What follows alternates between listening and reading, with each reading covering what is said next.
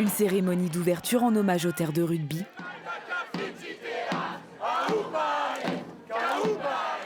Et un coup d'envoi donné par 2 joueurs internationaux sous les yeux de milliers d'étudiants. C'est sympa et il y a une bonne ambiance. Moi, c'est ma première année que je le fais, je trouve ça incroyable. C'est pour faire la fête et se retrouver entre copains. Donc on passe un bon moment et comme de Rouen, c'est pas très loin, donc on n'hésite pas à faire la route pour venir ici. Certains viennent de bien plus loin, comme Patricia et son équipe, originaires de Madrid. C'est vraiment très bien. Nous étions déjà venus l'année dernière.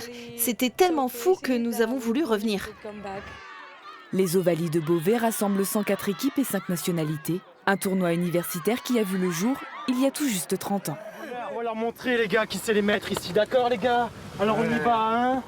Pour la première édition, on a rassemblé une quinzaine d'équipes, moins que ce qu'on avait prévu, mais le mouvement était lancé. Donc un grand tournoi de rugby universitaire à but associatif. Car les bénéfices de l'événement sont reversés en intégralité, des compétitions de rugby, rugby fauteuil et cheerleader, pour récolter des fonds. Ils ont associé 3 associations. Il y a Endo France qui s'occupe de l'endométriose, il y a Maillot pour la vie et puis mon association Procitec.